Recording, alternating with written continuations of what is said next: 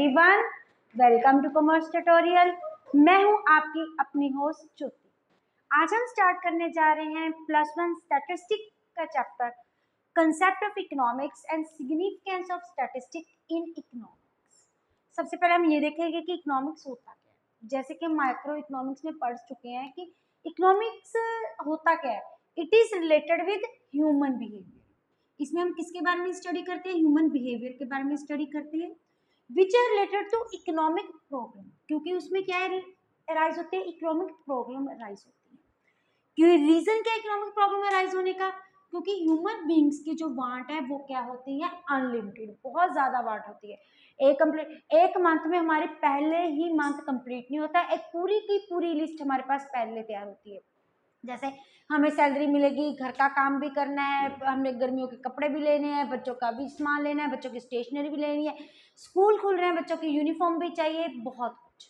लेकिन उनको सेटिस्फाई करने वाले मीन्स जिनके साथ उन वांट्स को सेटिस्फाई किया जाता है वो क्या होते हैं? स्केयर।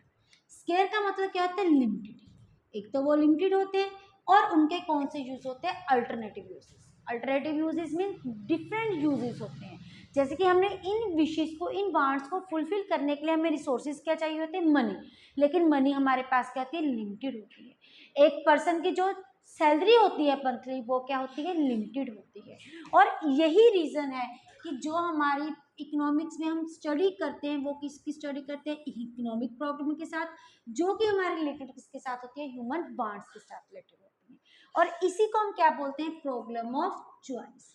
जिसके कारण हम क्या करते हैं? हमें चॉइस करनी पड़ती है। जो बहुत ज्यादा इंपॉर्टेंट वांट्स हैं उनको हम पहले सेटिस्फाई करते हैं और फिर जिनको हम इग्नोर कर सकते हैं उनको नेक्स्ट टाइम के लिए करते हैं, इग्नोर कर चुके हैं। ये चीज हम माइक्रो इकोनॉमिक्स में ऑलरेडी हम टेक इनटू अकाउंट कर चुके हैं। उसके बाद है कि हमारे इकोनॉमिक्स के कुछ इंपॉर्टेंट 3 कंपोनेंट्स होते हैं। फर्स्ट क्या है? कंजम्पशन, दूसरी क्या है? प्रोडक्शन, थर्ड हमारी क्या है? डिस्ट्रीब्यूशन। सबसे पहले क्या होता है? Number 2 and number 3। सबसे पहले क्या है? प्रोडक्शन। अब जब प्रोडक्शन कौन करते हैं? प्रोड्यूसर करते हैं। प्रोड्यूसर प्रोडक्शन किस पर्पस के लिए करते हैं? हमारे कंजम्पशन के पर्पस के लिए, ताकि उनको कौन कंज्यूम कर सके? हमारा कंज्यूमर कंज्यूम इनको कर सके। तो प्रोड्यूसर एक तो प्रोडक्शन करते हैं, एक तो वो इन्वेस्टमेंट कर देते हैं। इन्वेस्टमेंट में जिनकी हेल्प के साथ फर्दर प्रोडक्शन की जाएगी, इसमें हम प्लांट एंड मशीनरी परचेज करना बोल सकते हैं, लैंड एंड बिल्डिंग परचेज करना बोल सकते हैं, बहुत सारी चीजें जिनके साथ प्रोडक्शन पॉसिबल नहीं है। और दूसरी वो क्या करते हैं? प्रोडक्शन। प्रोडक्शन किस पर्पस के लिए करते हैं? ताकि उनको मैक्सिमम क्या हो सके? प्रॉफिट हो सके। अब प्रोडक्शन किसके लिए की जाती है? कंज्यूमर के लिए। कंज्यूम क्या करते हैं? कंजम्पशन। और इनका इसमें मेन मोटिव क्या होता है? To increase their satisfaction. Third हमारा क्या होता है? डिस्ट्रीब्यूशन। डिस्ट्रीब्यूशन, अब देखो प्रोडक्शन करने के लिए प्रोड्यूसर को वो एक प्लांट एंड मशीनरी खरीद ली, एक बिल्डिंग ले ली, क्या प्रोडक्शन होगी? नहीं। प्रोडक्शन करने के लिए हमें क्या चाहिए होते हैं? फैक्टर ऑफ प्रोडक्शन, जिनके साथ हम क्या करते हैं? प्रोडक्शन, जैसे कि लैंड, लेबर, कैपिटल, एंटरप्रेन्योरशिप। ये जो फैक्टर ऑफ प्रोडक्शन है, इनके जो भी हमने इनकम ड्राइव की है, इनकी सर्विसेज प्रोवाइड की है, जिनके साथ हमने प्रोडक्शन कंप्लीट की है, उनको उनकी factory services provide in form of their money. जैसे कि लैंड को हम क्या देते हैं? रेंट, लेबर को वेजेस, कैपिटल को इंटरेस्ट एंड एंटरप्रेन्योर को प्रॉफिट। यही हमारी क्या है? इकोनॉमिक्स का बेसिक फंडा है। तो इसमें जो हमारी एक स्टैटिस्टिक्स होती है, ये इकोनॉमिक्स का बहुत ज़्यादा इंपॉर्टेंट पार्ट होती है। इसका रीज़न क्या है? जितनी भी हमारी इकोनॉमिक्स में पॉलिसीज बनती है, थ्योरी बनती है, जैसे कि हम पढ़ चुके, चाहे वो थ्योरी ऑफ सप्लाई हो, चाहे थ्योरी ऑफ डिमांड हो, चाहे हमारा यूटिलिटी एनालिसिस हो, चाहे इंडिफरेंस कर्व हो, वो कहीं ना कहीं उनको फॉर्मुलेशन करने के लिए किनका बहुत बड़ा सिस्टम है? स्टैटिस्टिक्स। स्टैटिस्टिक्स में हम दोबारा रूल्स, टेक्निक्स दोबारा अप्लाई करते हैं, ताकि ये देखें कि हर कंडीशन में जो हम पहले सोच रहे हैं उसके अकॉर्डिंग करेक्ट हमें डिसीजन एक्यूरेट के साथ मिल रहा है कि नहीं मिल रहा है। तो जो स्टैटिस्टिक्स है वो इकोनॉमिक्स का ही बहुत इंपॉर्टेंट पार्ट है। तो आज हम इसी चैप्टर को स्टार्ट करने जा रहे हैं, स्टैटिस्टिक्स। सबसे पहले स्टैटिस्टिक होता क्या है? अगर हम जर्नल सेंस में देखें, कोई भी न्यूमेरिकल डाटा जिसको हम प्रेजेंट कर रहे हैं उसको हम क्या बोलते हैं? स्टैटिस्टिक्स।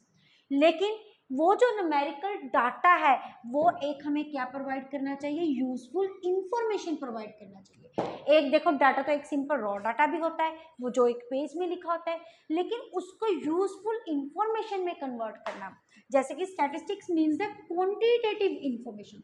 जो इसमें इंफॉर्मेशन प्रोवाइड की जाती है वो कौन सी नेचर की होती है, क्वांटिटेटिव नेचर की। क्वांटिटेटिव नेचर जिसको हम मेजर कर सकते हैं इन द न्यूमेरिकल टर्म्स। एक छोटी सी एग्जांपल लेते हैं। सपोज करो, हाँ, अगर हम बात करें कि हमारी जो इंडिया की पॉवर्टी है वो इस साल की कितनी है, सपोज करो अनएम्प्लॉयमेंट, जो अनएम्प्लॉयमेंट का रेट है वो इस एक सिर्फ एक्यूरेसी अप्रोक्स अमाउंट ले रहे हैं, डेट इज 6.2%। ये हमारा क्या है, अनएम्प्लॉयमेंट का रेट है। लेकिन अगर हम इसको एक यूजफुल इंफॉर्मेशन प्रोवाइड करें कि जो हमारा अनएम्प्लॉयमेंट का इस बार रेट है वो कितना है, 6.2%, लेकिन ये पिछले साल के अकॉर्डिंग क्या हो चुका है, रिड्यूस हो चुका है फ्रॉम द 7.7%। अब ये क्या है कि यूजफुल इंफॉर्मेशन होगी, हमें पता चल गया कि हमारी जो अनएम्प्लॉयमेंट है पिछले कुछ ट्रेंड के अकॉर्डिंग हम उसको क्या कर चुके हैं, ओवरकम कर चुके हैं, और लोगों को क्या मिला है, एम्प्लॉयमेंट मिली है। ऐसे ही कि अगर कोई भी इंफॉर्मेशन प्रोवाइड करना है, एक न्यूमेरिकल डाटा और एक क्वांटिटेटिव इंफॉर्मेशन में क्या होता है, डिफरेंस होता है। अगर हम क्लास +1 की बात करें, हम एक और एग्जांपल के साथ इसको समझते हैं। अगर हम क्लास +1 की देखें, +1 में कितने बच्चे हैं, सपोज करो हम स्टैटिस्टिक्स की ही बात कर रहे हैं, राम, श्याम, मोहन, हरि, इनके कितने मार्क्स आए हैं, इसके 80 आउट ऑफ इकोनॉमिक्स में इसके आएगा 60, इसके 65, इसके 70, इसके 62। ये हमारे पास क्या आ गया, एक तरह का रॉ डाटा आ गया।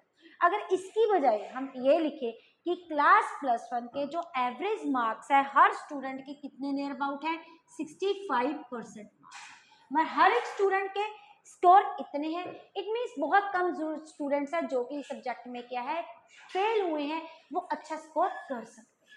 एक न्यूमेरिकल डाटा, स्टैटिक सिर्फ न्यूमेरिकल डाटा का मतलब नहीं होता, उस न्यूमेरिकल डाटा के साथ एक यूजफुल इंफॉर्मेशन प्रोवाइड करना, that is knowns to be the statistics. अब इस इंफॉर्मेशन को कलेक्ट करने के लिए हम कहीं ना कहीं हमें रॉ डाटा की जरूरत पड़ती है। उस हमें रॉ डाटा को हमने कैसे एक इंफॉर्मेशन में कन्वर्ट किया, इस सारे प्रोसेस के बारे में हम कहाँ पे स्टडी करते हैं, स्टैटिस्टिक्स में स्टडी करते हैं। स्टैटिक को दो वेज में डिफाइन किया जा सकता है, एक प्लूरल सेंस में, एक सिंगुलर सेंस में। सबसे पहले हम टेक इनटू काउंट करेंगे what is the statistics in plural sense. जब कोई से भी डाटा को, न्यूमेरिकल डाटा को क्वांटिटेटिव वे में प्रेजेंट किया जाता है ताकि उससे हम एक यूजफुल इंफॉर्मेशन ड्रॉ कर सके, तो इसको हम क्या बोलते हैं, statistics as a plural sense. लेकिन इसमें जो भी हम न्यूमेरिकल डाटा, किसी भी एक पर्सन के डाटा को, किसी भी 2 पर्सन के डाटा को स्टैटिस्टिक्स नहीं बोला जा सकता। इसके लिए हमें पूरी क्लास 4 to 5 एग्रीगेट्स की बात करनी पड़ेगी। इस तो फर्स्ट पॉइंट हमारा क्या है, फीचर्स में एग्रीगेट ऑफ द फैक्ट्स। ये पॉइंट बोल रहा है कि हम एक सिंगल पर्सन के जो डाटा है उसको हम स्टैटिस्टिक्स नहीं बोलते। 4-5 लोगों का एग्रीगेशन, एक फैमिली का एग्रीगेशन, एक क्लास का एग्रीगेशन, एक स्कूल का एग्रीगेशन, उसके बेस में जो हम स्टडी करके डाटा प्रोवाइड करते हैं उसको हम क्या बोलते हैं, statistics as a plural sense. For example हम यही एग्जाम्पल लेते हैं, अगर हम क्या बोलेंगे, राम के इकोनॉमिक्स में कितने मार्क्स आए हैं, 60, तो ये एक ही इंफॉर्मेशन होगी। लेकिन अगर हम सभी के मार्क्स को टेक इनटू अकाउंट करके उसके बेस में हम कोई इंफॉर्मेशन ड्रॉ करते हैं, वो क्या हो जाएगी, हमारी स्टैटिस्टिक्स। अगर बोला जाए राम की एक मंथली सैलरी कितनी है, पर कैपिटा इनकम कितनी है उसकी, डेट इज 1500, लेकिन हम अगर बोले कि हमारी इंडिया की इकोनॉमी की जो पर कैपिटा इनकम है वो नियर अबाउट कितनी है, 1200, तो इसको हम क्या बोलेंगे, स्टैटिस्टिक्स। क्योंकि इसमें सिर्फ एक पर्सन के फैक्ट की बात ना करके पूरी एग्रीगेट्स को हमने क्या किया, स्टडी किया है। सेकेंड है न्यूमेरिकल एक्सप्रेस्ड। इसमें स्टैटिक्स में जो भी डाटा एक्सप्रेस किया जाता है वो कौन से फैक्ट में एक्सप्रेस किया जाता है, न्यूमेरिकल फैक्ट में।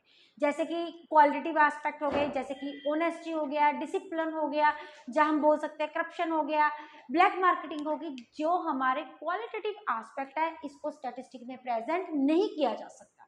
इसमें सिर्फ वही डाटा को, ये तो हमने मीनिंग भी देखा है कि ये प्रोवाइड क्या करता है, हमें क्वांटिटेटिव इंफॉर्मेशन प्रोवाइड करता है। नेक्स्ट है मल्टीप्लिसिटी ऑफ कॉजेस। अगर कोई चीज अराइज हो रही है तो उसका सिर्फ एक कॉज नहीं, उसके डिफरेंट कॉजेस, उसके अक्रेंस के जितने भी हो सकते हैं उनको टेक इनटू अकाउंट किया जा सकता है। अगर आप इसका स्क्रीनशॉट लेना चाहते हैं तो पहले आप इसका ले सकते हैं। हाँ जी, अब मैं इसको इरेज करती हूँ, हम यहाँ पे देखेंगे। अब सपोज करो हमारी थ्योरी ऑफ डिमांड क्या बोलती है, हमारा प्राइस और डिमांड में कौन सा रिलेशनशिप होता है, indirect relationship. Price more demand less, price less demand, ये ऑलरेडी हम थ्योरी ऑफ डिमांड में पढ़ चुके हैं। लेकिन ये कोई जरूरी थोड़ी ना सिर्फ प्राइस के कारण ही हमारी जो डिमांड है इंक्रीज हो चुकी है। हो सकता है कि उसकी कॉस्ट प्राइस, उसकी रियल इनकम इंक्रीज हो, या फिर वेजेस कम हो गई हो, इसकी वजह से भी हो सकता है। सप्लाई इंक्रीज हो गई हो, इसकी वजह से भी हो सकता है। मीन्स हम ये देखते हैं कि एक फैक्टर के पीछे किसी कस्टमर का जो फैशन है, वो टेस्ट है, कंज्यूमर की इनकम इंक्रीज हो चुकी हो, उसकी रिलेटेड गुड्स में कुछ ना कुछ फर्क हो। अगर एक चीज में चेंज आ रही है तो कितने रीजंस के कारण आती है, कितने उसके पॉसिबल फैक्टर्स हैं जो इसमें कंट्रीब्यूट कर सकते हैं। हर एक फैक्टर को, हर एक कॉज को प्रॉपर वे से हमने टेक इनटू अकाउंट करना है। नेक्स्ट है mutually related and comparable. Statistics में सिर्फ वो ही डाटा को हम आपस में कंप्लाई कर सकते हैं जो कि एक दूसरे के साथ रिलेटेड होते हैं। एक दूसरे का रिलेटेड मतलब जो कि किस नेचर के होते हैं, हमारे होमोजीनियस नेचर के लिए। अगर हम क्लास के मैथ के सब्जेक्ट्स देख रहे हैं तो हम सिर्फ किसके टेक इनटू अकाउंट करेंगे, मैथ्स के करेंगे। ये नहीं राम का मैंने मैथ का सब्जेक्ट ले लिया, श्याम की इंग्लिश ले ली, मोहन की एसएस ले ली और किसी और स्टूडेंट की साइंस ले ली। नहीं, data must be of homogeneous nature. अगर किसी की सैलरी की बात कर रहे हैं तो हम उसके साथ किसके रिलेटेड डाटा लेंगे, सैलरी के साथ रिलेटेड। इसलिए it is must be mutual related. Pre determined objective, अगर हमने कोई भी किसी डाटा के सेंसस के रिगार्डिंग हमने कुछ भी कलेक्शन करनी है, अगर पॉपुलेशन सेंसस करनी है, अगर कुछ भी कलेक्शन करनी है तो पहले objective must be take into account. ये नहीं कि हमारा जो स्टडी ऑफ नेचर, हम पॉवर्टी के बारे में स्टडी कर रहे हैं लेकिन हम डाटा कौन सा कलेक्ट करने लगे, अनएम्प्लॉयमेंट के रिलेटेड। जिस टॉपिक के साथ रिलेटेड हमने डाटा कलेक्शन करनी है it must B pre determined in our mind. अपने ऑब्जेक्टिव के साथ रिलेटेड ही डाटा हमने इकट्ठा करना है। ये था हमारा statistics as a plural sense. अब देखते हैं statistics as a singular sense. अब देखो मेरे पास एक ये रॉ डाटा है, मैंने अलग अलग 12, 13, 14, 17, 20 ये हमारे पास रॉ डाटा है। अब इस रॉ डाटा को एक प्रॉपर इंफॉर्मेशन करने में कन्वर्ट करने के लिए भी कुछ स्टेप्स फॉलो किए जाते हैं। डाटा को पहले कलेक्ट किया जाता है, फिर उसको ऑर्गेनाइज किया जाता है। इन सभी स्टेप्स को हम किस में स्टडी करते हैं, statistic as a singular sense. किसी भी रॉ डाटा से यूजफुल इंफॉर्मेशन निकालने के लिए जो जो प्रोसेस इन्वॉल्व होते हैं उस प्रोसेस की जब स्टडी की जाती है तो इसको हम बोलेंगे statistics as a singular sense. जैसे सबसे पहले क्या है, कलेक्शन। हमने डाटा को क्या करना है, कलेक्ट करना है। अब पॉपुलेशन को कलेक्ट करना है तो सबसे पहले क्या है, पॉपुलेशन को हम ऐसे रॉ डाटा की फॉर्म में कलेक्ट करेंगे। हमारे पंजाब की कितनी पॉपुलेशन है, हरियाणा की कितनी पॉपुलेशन है, हिमाचल प्रदेश की कितनी पॉपुलेशन है, हमने क्या लिखा है, रॉ डाटा हमने कलेक्ट करके रख लिया। फिर उसको क्या किया, ऑर्गेनाइजेशन डाटा। ऑर्गेनाइजेशन का मतलब कहता है सेम नेचर का डाटा एक तरफ हमने ऑर्गेनाइज कर लिया। जो हमारी स्टडी के साथ रिलेटेड है अलग अलग पार्ट में उसको क्या कर लिया, बाइफरगेट कर लिया। जैसे इसमें से मेल का अलग से ग्रुप बना लिया, पॉपुलेशन जितने भी है मेल का अलग से ग्रुप बना लिया, फीमेल का अलग से ग्रुप बना लिया, और जो हमारे चाइल्ड्स हैं, चिल्ड्रन हैं, उनका अलग से बना लिया, उसमें गर्ल्स और बॉयज़ अलग से हो गए। फिर हमारे इन्फेंट्स हो गए, जो हमारे बच्चे होते हैं उनमें हमारे बेबीज़ में baby boy and baby girl. Same type of data अलग अलग पार्ट्स में डिवाइड किया, मेल में मेल के साथ related. This is knowns to be organisation data, जिसमें हम इंफॉर्मेशन को बनाने के लिए डाटा को ऑर्गेनाइज करते हैं। सेम नेचर का डाटा एक जगह पे क्या करते हैं, स्टोर करके रखते हैं। नेक्स्ट है प्रेजेंटेशन डाटा। अब डाटा को प्रेजेंट करना है। अब पूरा एक बड़ा सा पेज लिखा उसका, it is not more. Data इस वे से प्रेजेंट करना चाहिए that is in easy, it is may be easy to understand. हम देखें और हमें बिल्कुल समझना चाहिए। और प्रेजेंट डाटा हम कैसे कर सकते हैं, in the form of table कर सकते हैं, in the table of graphs कर सकते हैं, in the form of line graphs कर सकते हैं, in the form of pie chart. जैसे भी देखें, अगर डाटा इस वे से प्रेजेंट करना चाहिए to a layman a single show में, it must be easily understandable. फिर डाटा प्रेजेंट हो गया, अब एनालिसिस करना है, कंपैरिजन करना है। जिस पर्पस के लिए हमने डाटा को क्या किया था, कलेक्ट किया था, फिर कंपैरिजन करना हो गया। इसमें हम क्या लगाते हैं, various type of statical techniques apply करते हैं, स्टैटिस्टिकल मेथड, जिसमें mean, median, mode, standardisation, correlation, index number, ये सारे क्या होते हैं, इन्वॉल्व करते हैं। और इनको हम स्टडी करेंगे one by one. Practical interpretation, अब डाटा एनालिसिस हो गया। इंटरप्रिटेशन क्या होता है, एक पूरी इंफॉर्मेशन प्रोवाइड करके प्रिस्क्राइब, एक छोटी सी समरी बना के देना कि क्या एट लास्ट हमारा कंक्लूजन निकल रहा है। क्योंकि हमें नेट इफेक्ट किसमें मतलब होता है, कंक्लूजन में, व्हाट हैज बीन ड्रॉन, हमने क्या हमारी नेचर ऑफ द स्टडी बोल रही है। यही होता है singular sense as a statistics, जिसमें डाटा को कलेक्ट करने के साथ लेके डाटा को इंटरप्रिटेट करने के साथ कम्युनिकेट करने के साथ रिलेटेड सारे स्टेप्स क्या होते हैं, इन्वॉल्व होते हैं। इसके बाद हमारा एक टॉपिक आता है स्कोप ऑफ स्टैटिस्टिक्स। हमारे स्टैटिस्टिक्स का क्या स्कोप है, इसके मेजर 3 पार्ट्स आते हैं। फर्स्ट है nature of statistics, subject matter of statistics and limitation of the statistics. For हम देखेंगे नेचर, हमारे स्टैटिस्टिक की क्या नेचर होती है। अब हमारा statistics is science as well as an art. ये साइंस क्यों है, क्योंकि जैसे हमें साइंस में अलग अलग मेथड्स, अलग अलग टूल्स, टेक्निक्स, लेबोरेटरी टेस्टिंग होती है, वैसे ही स्टैट्स में हम डिफरेंट क्या अप्लाई करते हैं, स्टैटिकल मेथड्स अप्लाई करते हैं। और उस मेथड्स को अप्लाई करने के बाद, जैसे कि साइंस के जो हमारे लैब में रिजल्ट अप्लाई करने के बाद, टेस्टिंग करने के बाद, we get the accurate result. हम जितनी बार मर्जी कैलकुलेट कर ले, उसी वे से जब हम स्टैटिकल मेथड्स अप्लाई करते हैं, that is mean, median, mode, standardisation and it also involves the correlation. जितने भी अप्लाई कर रहे हैं, बार बार अप्लाई करने के बाद प्रॉपर वही स्टेप्स हमें फॉलो करने हैं और आंसर भी remains the same, it must be the accurate. Then comes art. अब ये आर्ट क्या है, हर एक पर्सन का एक अलग आर्ट होती है, हर एक पर्सन की अलग क्रिएटिविटी होती है। हम इकोनॉमिक्स में स्टैटिस्टिक्स को सिंपल स्टैटिकल मेथड नहीं, इसके साथ हम रियल लाइफ क्या क्या करती है, प्रॉब्लम्स के बारे में स्टडी करती हैं। अब हमारी रियल लाइफ प्रॉब्लम्स कौन सी होती है, जैसे कि अनएम्प्लॉयमेंट होगी, पॉवर्टी होगी, ग्रोथ रेट हो गया, जीडीपी होगी, ये सारे जो रिलेटेड होते हैं, ये पर कैपिटा इनकम होगी, ये हमारी रियल लाइफ सिचुएशन के साथ रिलेट करके उसको हम करते हैं। कितनी क्रिएटिविटी के साथ उस डाटा को हम प्रेजेंट करते हैं, whether it is presented in the form of table, whether it is presented on the way of graphs, whether it is presented on the way of line. या फिर हम स्टैटिकल मेथड अप्लाई करेंगे, इनके further methods होते हैं, हम कौन सा मेथड अप्लाई करें, ये हमारी किस पे डिपेंड करता है, क्रिएटिविटी पे डिपेंड करता है। और इसमें हर एक पर्सन की खुद इन्वॉल्वमेंट होती है, क्रिएटिव होती है, how to present the data. तो इसीलिए बोला जाता है जो हमारी स्टैटिस्टिक है, it is science as well as an art. Next है सब्जेक्ट मैटर। अब हमारे स्टैटिस्टिक्स का क्या सब्जेक्ट मैटर है।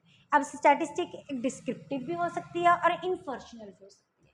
अब डिस्क्रिप्टिव का जो हम जर्नल साइंस में मीनिंग देखिए, it means to be the description. ये हमें क्या प्रोवाइड करती है, एक फुल फ्लैज डिस्क्रिप्शन, डिस्क्राइब करती है स्टडीज, जिसमें हमारे कलेक्शन से लेके एनालिसिस के जितने भी स्टेप्स हैं, ये क्या होते हैं, इन्वॉल्व होते हैं। क्योंकि इन सभी में क्या की जाती है, डिटेल स्टडी की जाती है, प्रॉपर माइनर माइनर पोर्शन, छोटे से छोटा aspect we must take into account. Next है इन्फॉर्मेशनल। इन्फॉर्मेशनल का जर्नल सेंस में क्या मीनिंग होता है, कंक्लूजन ड्रॉ करना। It only gives about our summary, एक छोटा सा क्रक्स प्रोवाइड करना। It removes to be the interpretation data. जब हम डिस्क्रिप्टिव की बात करते हैं तो हमारे पास वन कलेक्शन से लेके क्या इन्वॉल्व होते हैं, एनालिसिस तक सारे स्टेप्स है। लेकिन अब अगर इन्फॉर्मेशनल की बात करते हैं तो it will include only and only interpretation. Next है हमारा लिमिटेशन। अब स्टैटिस्टिक्स की कुछ लिमिटेशन है, अगर किसी के कुछ पॉजिटिव पॉइंट्स होते हैं तो उसको कुछ नेगेटिव पॉइंट्स भी होते हैं। जैसे फर्स्ट है स्टडी ऑफ न्यूमेरिकल डाटा। इसमें सिर्फ हम कौन सा डाटा प्रेजेंट करते हैं, न्यूमेरिकल, जिनको हम क्वांटिटेटिव फॉर्म में एक्सप्रेस कर सकते हैं। क्वालिटी नेचर का डाटा जैसे कि डिसिप्लिन, ऑनेस्टी, जो पहले हम डिस्कस कर चुके हैं, पंक्चुअलिटी, ओबीडियंस, इनको हम प्रेजेंट नहीं कर सकते।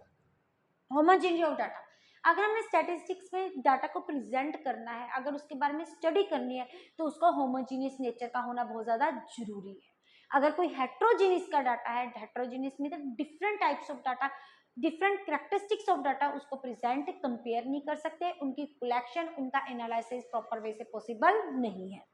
Then come result true on average, जिसमें इसमें जो भी रिजल्ट होते हैं सिर्फ वो एवरेज मीन के बेसिस में क्या होते हैं, पॉसिबल होते हैं। जैसे कि हमने पहले ही बात की थी, अगर हम किसी स्टूडेंट के क्लास +1 की स्टैट्स में जो मीन मार्क्स आए वो कितने हैं, 65। लेकिन 65 का ये मतलब नहीं कि क्लास के जितने भी स्टूडेंट्स हैं उनके मार्क क्या है, 65 है। बहुत सारे स्टूडेंट्स होंगे जिनके 65 से ज्यादा होंगे, बहुत सारे होंगे जो कम हो गए, बहुत सारे जो होंगे बहुत हाईएस्ट होंगे। इसलिए जो रिजल्ट थ्रू होता है वो सिर्फ किस पे होता है, हमारी एवरेज के बेसिस पे। विदाउट रेफरेंस रिजल्ट में रॉन्ग। अब हमें जब भी कुछ थ्योरीज के बारे में पढ़ते हैं तो कुछ हम इसमें क्या करते हैं, कंडीशंस पोज करते हैं कि हमारी स्टैटिस्टिक्स कुछ यूनिक कंडीशंस में ही क्या करेंगी, वर्कआउट करेगी। तो अगर उन कंडीशंस के बिना अगर हम देखें हमारा रिजल्ट क्या माना जाता है, बिल्कुल रॉन्ग आता है, वो ट्रू नहीं होता। यूज बाय द एक्सपर्ट, इसको अब यूज कौन कर सकते हैं, सिर्फ एक्सपर्ट ही कर सकते हैं जिनको स्टैटिक्स के बारे में नॉलेज है, how to use the methods, how to apply the very statical method, how to present the data. जो सिंपल पर्सन होते हैं, जनरल लोग इसको यूज नहीं कर सकते।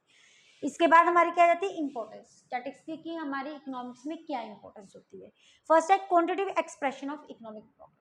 जो इकोनॉमिक प्रॉब्लम को हम जो उनसे मर्जी हो उनको हम क्वांटिटेटिव वे से प्रेजेंट कर सकते हैं, चाहे वो पावर्टी हो, चाहे अनएम्प्लॉयमेंट हो, चाहे गवर्नमेंट बजट हो, जो मर्जी हो, it may be presented in the form of quantitative expression, जो कि इजी टू बी क्या होता है हमारे अंडरस्टैंड करना। हम क्वांटिटेटिव डाटा को जब हम ध्यान में रखते हैं, कोई भी कंक्लूजन लेते हैं तो वो it is easily to be understand। Next है इंटरसेक्टर एंड इंटरटेम्पोरियल कंपैरिजन। इंटरसेक्टर हम डिफरेंट सेक्टर्स में इसका क्या कर सकते हैं, कंपैरिजन कर सकते हैं, पिछले साल के बारे में किसकी ग्रोथ इंक्रीज हुई है। जैसे हमारे पास कितने सेक्टर होते हैं, 3 sector, primary sector, secondary sector and tertiary sector. Primary sector means agriculture sector, secondary means industry sector, tertiary means services sector. Intertemporal मतलब टाइम, इसमें क्या रहता है, टाइमलाइन के साथ स्टडी, पिछले साल के मुकाबले ग्रोथ कितनी इंक्रीज हुई है, उससे पिछले क्वार्टर के मुकाबले कितना ज्यादा प्रॉफिट हुआ है। Then come cause and effect relationship. किसी भी चीज अगर कोई चीज अक्कर हुई है तो उसको अक्कर होने का मेन कॉज क्या है और उसका जाके इफेक्ट कहाँ पे पड़ता है। अगर डिमांड इंक्रीज हो रही है तो डिमांड इंक्रीज होने के क्या रीजन है और उस डिमांड के साथ हमारा क्या इफेक्ट कहाँ कहाँ पे जाके पड़ रहा है, whether it is favourable effect और अनफेवरेबल इफेक्ट, और इसके साथ कस्टमर की सेटिस्फेक्शन इंक्रीज हो रही है कि डिक्रीज हो रही है, उनको नेगेटिविटी इंक्रीज हो रही है कि पॉजिटिविटी इंक्रीज हो रही है। इन सभी को क्या करता है, take into account. Economic theory, जितनी भी हमारी इकोनॉमिक थ्योरी पढ़ी हम पहले भी कर चुके हैं, वो किससे कहाँ से ड्राइव हो रही है, सारी की सारी स्टैटिस्टिक्स के बारे में। जैसे माइक्रो में हम काफी थ्योरीज पढ़ चुके हैं, जिसमें पहले हमने किसके बारे में पढ़ा, utility analysis, then come indifference curve, then comes theory of demand, price elasticity of demand, जो चैप्टर हम कवर कर चुके हैं। नेक्स्ट है कंज्यूमर इक्विलिब्रियम। इक्विलिब्रियम की कंडीशन कैसे आएगी, जैसे कि हमारी इक्विलिब्रियम की कंडीशन 2 फोर्सेस होते हैं, डिमांड एंड सप्लाई, जहाँ पे ये दो सेटिस्फेक्ट करते हैं आपस में, वो हमारा क्या होता है, इक्विलिब्रियम राइज हो जाता है। कंज्यूमर सेटिस्फेक्शन सबसे ज्यादा मैक्सिमम कहाँ से होगा, ये कंडीशन का भी हमें पहले पता लग जाता है, इसको ध्यान में रखते हैं हम वही प्राइस सेट करते हैं, सेल्स की फोरकास्टिंग कर सकते हैं, प्रॉफिट की फोरकास्टिंग कर सकते हैं, कंज्यूमर अपनी सेटिस्फेक्शन की कर सकते हैं, और जिसके साथ वो हमारी फ्यूचर फोरकास्टिंग में भी क्या करता है, हेल्प करता है। फ्यूचर में कौन सी कंडीशन आने वाली है, अगर जो मॉडर्न एरा है वो चेंज होता रहता है, नियर अबाउट अगर फ्लेक्सिबिलिटी है बहुत ज़्यादा, अगर कोई अनफेवरेबल कंडीशन आ रही है तो हमें अपने आप को कैसे प्रोडक्ट को चेंज करना है, कि कैसे मोल्ड करना है कि हम कस्टमर को सेटिस्फाई कर सकें। ये सारी जो चीज़ें हैं, ये सारे क्या है, स्टैटिस्टिक्स के पॉइंट्स हैं। यही पे हमारा जो फर्स्ट चैप्टर है it is going to be complete. Hope है कि आपको वीडियो अच्छी लगे, इसको लाइक करें, ज़्यादा से ज़्यादा शेयर करें, चैनल को सब्सक्राइब करना ना भूलें। Thank you, have a nice